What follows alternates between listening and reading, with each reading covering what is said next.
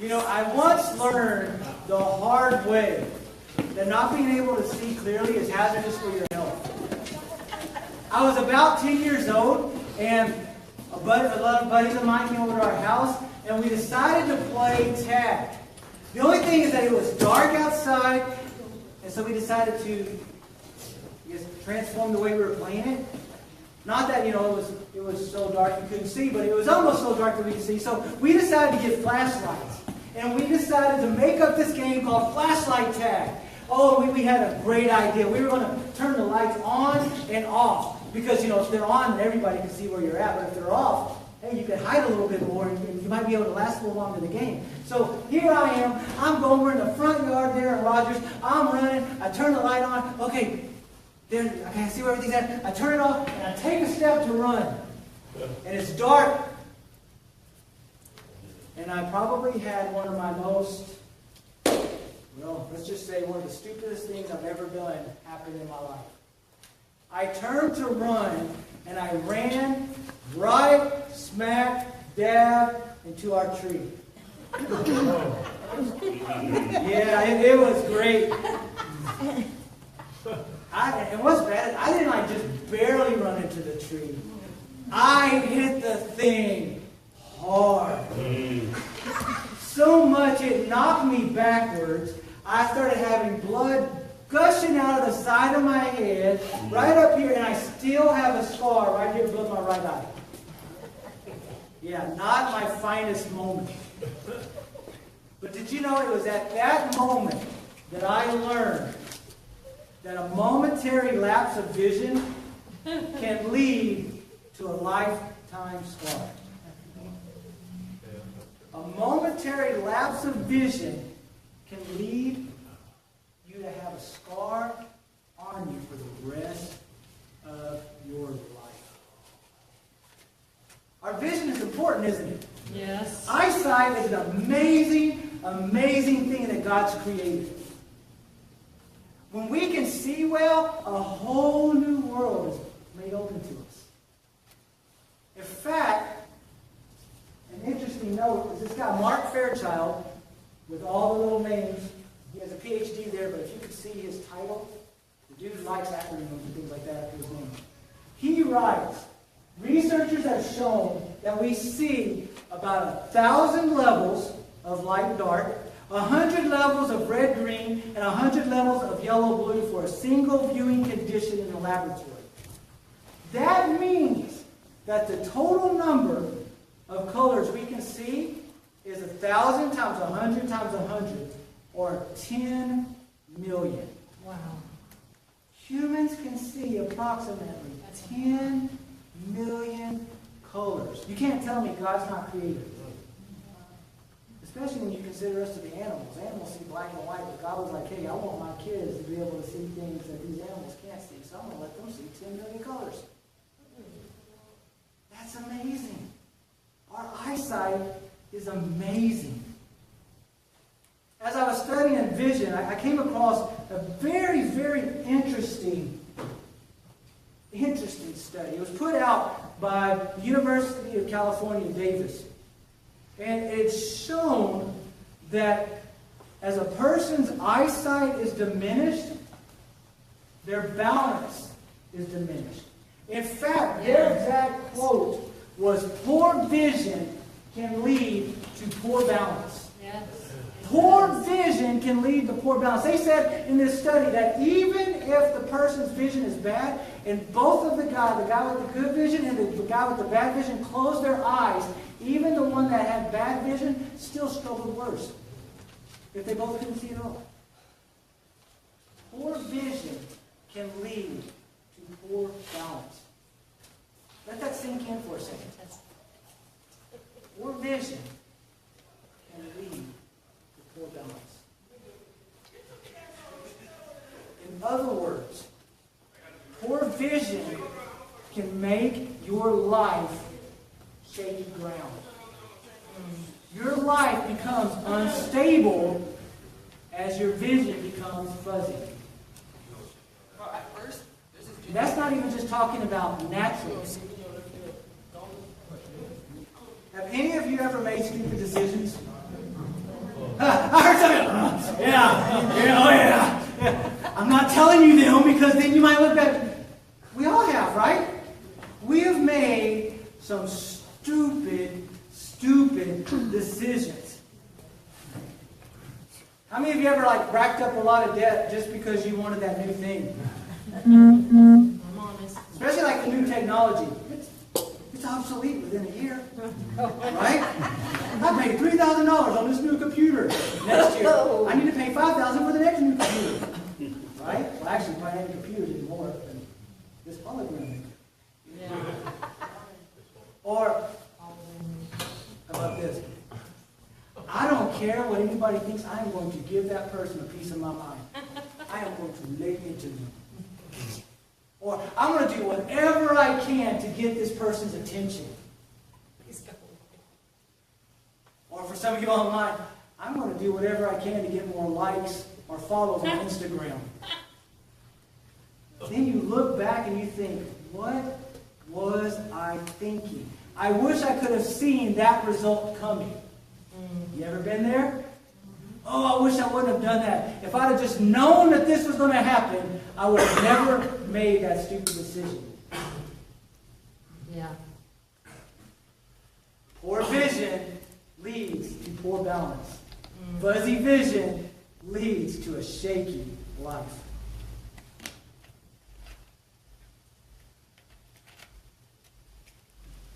Today, we're going to look at how can we get our vision clearer so that our lives can become stronger. We don't want to look back at the end of our life and go, oh, I wish I would have just seen this coming in this way. Or, oh, I wish I would have made these kind of decisions. Or, oh, I wish I would have just turned my life around and not done that. We don't want to do that. So we're going to talk about how do we get our vision clear? How do we get our vision straight? In the natural, what do? We go to a doctor, and with that doctor, he'll give us new glasses or contacts, or people that are really lucky get LASIK surgery, and they get their vision repaired. But we're going to talk about how do we get our vision repaired for our lives? How can we make sure that our lives are not shaky? Nobody wants a shaky life. Nobody gets up every morning and goes, you know what, I think I'm going to screw my life up today. That's just going to be my plan. Woohoo! Let's do it! So how do we get our life strong? That's what we're going to look at today. We're going to read about a man in Mark 8. Mark 8, verses 22 to 26.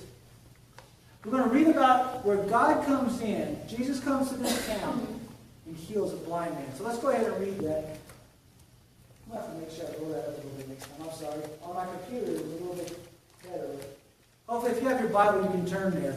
This is Mark chapter 8, verses 22 to 26. Mark chapter 8, verses 22 to 26. They came to Bethesda, and some people brought a blind man and begged Jesus to touch him. He took the blind man by the hand and led him outside the village. When he had spit on the man's eyes and put his hands on him, Jesus asked, do you see anything? Yeah. He looked up and said, I see people. They look like trees walking around. Yep. Once more, Jesus put his hands on the man's eyes. Then his eyes were opened. His sight was restored, and he saw everything clearly. Jesus sent him home saying, don't even go into the village. This is a very interesting passage. In fact, it's the only time it's ever referenced in the entire Bible is here in Mark. You can't read about this particular healing in Matthew. You can't read about it in Luke, and you can't read about it in John. It's just that. And another thing that makes it so interesting, it's the only time where we see, that we know of, that Jesus had to pray for a guy twice. Mm-hmm. It's the only time that we see that.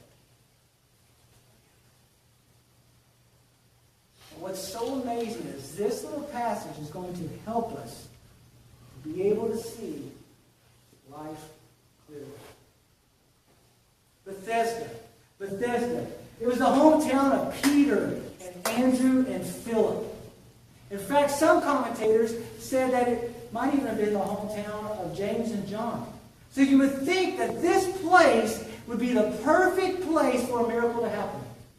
I mean, think about that. We know for sure 1/4 of all the 12 disciples are from there, maybe up to a half.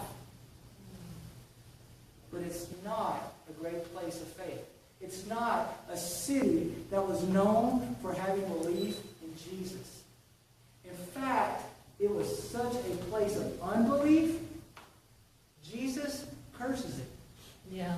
In Matthew chapter 11, Jesus said, "Woe to you, Chorazin! Woe to you, Bethesda! For if the mighty works had been done in Tyre and Sidon, which were done in you, they would have repented long ago in sackcloth and ashes." This is not a place where faith abounds. But yet, it's a place where some amazing miracles take happen. It was near Bethesda, for example, out on the plains, where Jesus multiplied the 5 loaves and 2 fish and fed 5,000 people. Mm-hmm. It was near this town. And yet this town was full of people who didn't believe. Can you imagine? What did they do? Like, I sit back and think, well, what are they thinking? Would Jesus automatically pull out his little knapsack or something? Hey, just feed all these people with that. But something kept them from believing. Mm-hmm. And that's where this man lives. In this place full of unbelief. That's where he lives. Maybe that's where you find yourself today. Maybe you are surrounded by a cloud of witnesses, not declaring the works of God, but rather they're the ones that are telling you, Jesus isn't who he says he is. Maybe that's where you're at. Maybe it's not physical people who are telling you over and over and over, Jesus doesn't do this anymore. Jesus doesn't do that. Jesus doesn't heal anymore. Jesus doesn't repair marriages anymore. Jesus doesn't do that. It's all this. Maybe it's not physical people telling you that. Maybe it's the spiritual forces of darkness that are whispering within your ears, saying that there's no way God can help you where you're at. What the difficulty you're in is too difficult. He won't do that in your life anymore. Maybe that's where you're at. That's where this man was. He was in Bethesda. But let me tell you, no matter what those voices say, no matter if those voices says there is no hope for you, that there's nothing that God can do in your life, let me tell you, a miracle can happen when Jesus is present. Because it was at Bethesda, a city that was full of unbelief, that Jesus came and healed the blind man. Yes. It was in that place of unbelief for the others that Jesus did the miracle, and he can do the same in your life. Amen. Yes. Jesus can touch you no matter where you're at. Yes. Yes. Physical properties cannot hold back the one who created the physical. Jesus can do it all. Mm-hmm. Another interesting thing that we find out about this blind man from Mark 8 is the fact that he had friends. Yeah. This man had friends. Mm-hmm. Maybe his friends were some of the actual people that were sitting on the green grass near there that was fed by the 5 loaves and 2 fishes. Right. Maybe that was it. But something compelled them that said, we have to get this man to Jesus. Something compelled them. Yes. They knew the only way their friend was going to be able to see clearly was if Jesus was in his life. And that started by them being friends enough to not sugarcoat things in his life. The first thing these friends had to do before they brought him to Jesus was had to realize their friend was blind. He wasn't going to see. And guys, we need friends in our lives. Yes. We need friends in our lives that are truthful enough to us that say, you're not doing what you're not supposed to be doing. This is not the way you're supposed to live. Don't do that. That's going to hurt you. We need friends who love us enough to challenge us, not to coddle us. We need friends who said, get up. Stop doing this over and over. You're hurting yourself. Turn your life around. Let God show Himself faithful in your life. Stop running to your addictions. That's the kind of friends we need. We need friends that are going to challenge us to be the people of God that God's calling us to be. That's the kind of people we need around us. Not those that are going to continue to throw darkness on our lives. We need people that's going to challenge us to be the light where we're at. In order for us to see our lives clearly, in order for us to be the most that we can be for God, in order for us to be able to shine His light fully, we need to surround people, to be surrounded by people that are willing to say, step up in this area. You're not quite where you need to be. The Bible tells us that the wounds of a friend are faithful. But you know, it takes guts to listen to somebody that loves you and say, why are you acting like this? Why are you doing that? Why do you run to this or run to that? Or worry about what these people think about you? It takes guts to listen to them and go, you know what? I think they're right. This is an area that may hurt me. This is what this guy had. He had friends that said, I want to take you to Jesus. You're blind. And I know Jesus can do something in your life. I've seen it before. I know He can do it in yours. We need friends who love us enough to challenge us and not coddle us. Could also put cuddle.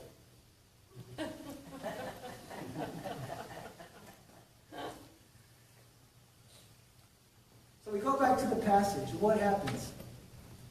Jesus takes this man. It says He guides him out of the city. Why? Why would Jesus take this guy out of the city to do a miracle? Especially if he's in a miracle or in a place where nobody hardly believes in him. If it was me, I'd be like, you know what? Watch, let me heal this dude here so everybody goes, wow, look at, maybe he is who he says he is. But He doesn't. Jesus takes him out of the city. And to be honest, we don't know why. I could sound like a theologian to make up something. But honestly, we don't know why. We don't know why He took him out. It might have been the fact that Jesus knew the way He was going to heal him. He was going to spit in his face. Yeah, I'm sure that would have went over well. You know? Have any volunteers that want to come do that right now? You know? We don't know. Maybe it was the fact that there were so many unbelievers around that Jesus knew that their lack of faith was going to keep something from happening. Maybe it was the fact that Jesus wanted Him to be just Him and the blind man. So when the guy sees, Yes. there's that closeness, a personal connection. So there's nothing else around. It's all hearsay. We don't know. But we do know that for some reason He takes him out of the city. And Jesus guides him out. And then He touches him. Then something amazing happens. Could you imagine being this guy? Jesus spits in your face. That's just, wow. Is it raining? But then touched him. And Jesus doesn't command the healing. Isn't that interesting? A lot of times when you read the scriptures, it says, be opened. Or rise and be healed. But Jesus asked him a question. Do you see anything? Do you see anything? And all of a sudden, it's amazing. All of a sudden, the attention goes from Jesus onto this guy. And the guy's put in a very interesting position. He's put in a very interesting position. Jesus, the healer, has just prayed for him. And something's happened to him, but he's not all the way well. Because how does he answer? He says, in one translation, I see men as trees walking. In other words, I see things moving, that there's been an improvement, but I'm not seeing clearly. And he's put in this position of how is he going to answer this question? Do you see anything? He could have said yes. I see things. And went along his way. He could have. He could have been thinking, oh, I better not trouble the master. He's already done something small in my life. There's an improvement. I better not hurt his feelings by saying, well, Jesus, you didn't do the whole thing. And if he would have done that, what would have happened? That man would have had blurry vision for the rest of his life. That man would have walked through the rest of his life without seeing things clearly. But he doesn't do that. He's honest with Jesus. He's honest. And he says, there's been improvement. But I'm not where I know you can take me. Mm-hmm. There's been a change, but I know there's so much more available. And that's the question that he's asking us now. Do you see anything? Because we could be like that guy and ponder on the question and think, well, apparently my problem is too hard for Jesus really to move. Because apparently he can only make things better in my life. He can't really heal me. I'm doomed like this. I'm stuck here in this place. I'll never be able to see completely. That's what this man could have been thinking. My problem is too hard for God. Jesus can improve my life a little bit, but he can't restore me to complete health. I won't be completely free from this thing that's held me back. I won't be able to really see my family healed. I won't be able to walk in financial freedom. I won't be able to see my neighbors saved. Oh, they might be a little bit better to me. They might not persecute me anymore. But he's asking us, guys, do you see?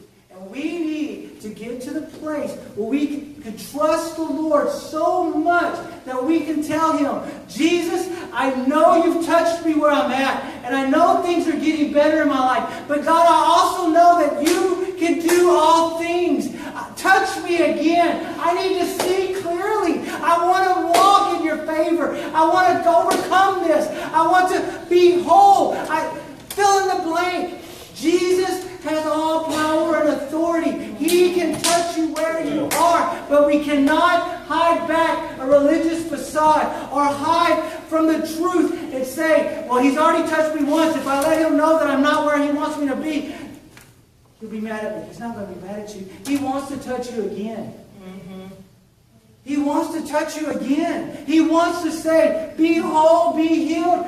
Let your eyesight come back. You can see this life clearly. You can walk overcoming power. You can see relationships restored and healed. But it comes to the fact that we have to be honest enough to say, Jesus, touch me again. It doesn't matter if you just came to Jesus or you are the pastor of the church. You have to come to Jesus and say, touch me again. Yes. Touch me again. Touch me again. Because one day your eyesight will be restored and you can see your life clearly. And then you can have a life that is strong and not on shaky ground. Yes. It's only when you're able to be honest enough with Jesus and say, touch me again. Touch me again. Yes. Because Jesus is the restorer. Jesus is our Savior. He can take every part of our life and turn it and flip it upside down. Sometimes, for some reasons, like this guy, it's gradual. And our life gets better and better and better. But there are times in our lives that you will see that Jesus can miraculously flip it upside down. Yes. But it's up to us. It's up to us. It's up to us. No matter where we are, a miracle is possible if Jesus is present. Just like this blind man, we need people in our lives and be courageous enough to listen to them when they tell us, you're blind in this area. You may think you're all that in a bag of chips, but you're not. But most importantly, we have got to get to the point where we're willing to say, Jesus, touch me again. You touched me once, but touch me again. Take all of me. Take all of me. Touch me again. I want to see. Because we don't want to be a statistic. Because we know poor vision leads to poor balance. Fuzzy vision leads to a shaky life. And Jesus can give us a clear vision if we come to Him. Only if we come to Him. Yeah. And we're honest. Because if you remember right, the Pharisees, they were known to having eyes but not seeing. Because they claim to have all the answers. Yeah. It's not the well that need the physician, it's the sick. So if you want Jesus to move in your life, you have to be honest enough